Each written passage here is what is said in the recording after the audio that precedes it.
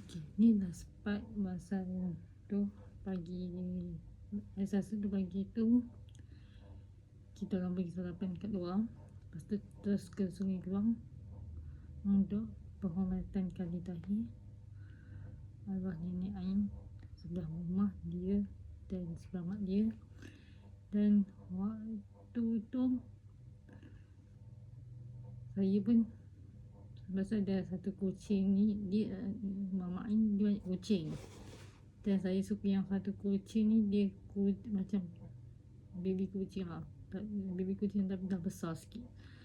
Dia warna macam pelang-belang, dia warna macam warna kuning oranye gitu. Kita kan dia ada koridor yang panjang, boleh duduk kat situ. Lepas tu ada kipas dan memang best lah. Lepas tu bila kita buat selamba, kucing tak datang kat kita. Oh, benda tu betul lah apa kata anak saya sepupu tu lah. Lepas tu bila kita daripada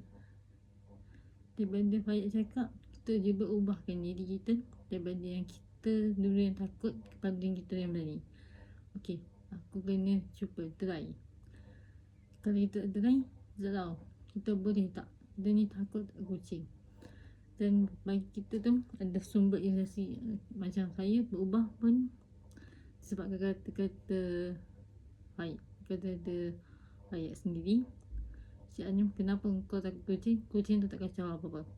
Bila kita try, dan apa yang benar Kak Siti kata, kau takut kucing tu akan datang dekat kau. Bila waktu tu, masa tu 23.10 tu kan Ain yang kata mak, kita tak boleh ambil dia ni lambat, susah.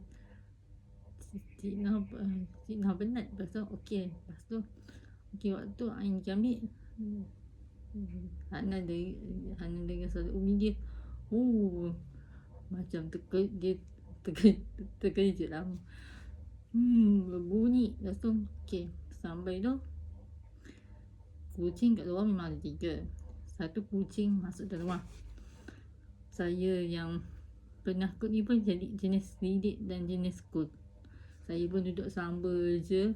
Lepas tu okey, tengok tiga tepi sofa tekatkan pintu. Tapi bila kita nak balik, dia pun keluar dari rumah juga. Macam pergi tu, bila kita tahu cara kucing tu, kita faham dengan kucing tu. Kucing ni rupanya kalau kita tak lakukan dia takkan kacau kita. Kalau bagi saya lah sendiri, kalau kita macam kita takut, dia akan datang mata kita. Dah cuba banyak kali, saya dah cuba. Alhamdulillah bagi diri saya. Sampai kat kedai makan, saya lidik just stabil, tak ada nak ni, saya buat samba. Itu je diri saya. So yang kepada siapa penakut kucing, boleh jadikan pegang kata-kata ni.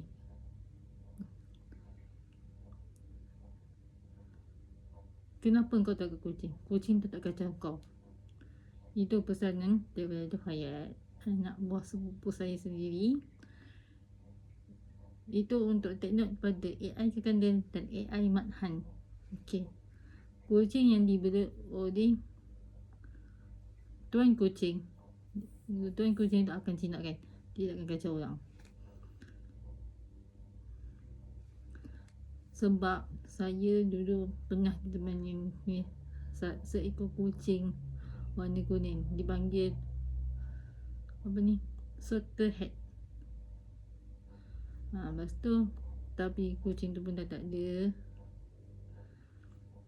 Lepas kucing tu tak ada, macam lepas tu tiba-tiba yang baru ni, yang 23.10, saya try duduk kat bawah, saya lidik. Baru saya tahu perbuatan kucing ni, kalau kita lidik, dia tak kacau kita. Baru saya faham. Itu je. take note apa kata-kata saya ni. Kau jangan takut kucing tak kacau apa-apa kat kau. Ini pesanan yang sangat hebat yang boleh memotivasikan saya daripada anak buah sepupu saya sendiri. Sekian, terima kasih. Thank you for watching. Jangan lupa subscribe Izzah Safia Ghani dan Zakia Ghani. Komen-komen yang mening-mening, like dan share kepada yang lain untuk menjadi motivasi kepada yang pernah ke kucing. Nak konten apa sebenarnya boleh komen di bawah. Assalamualaikum.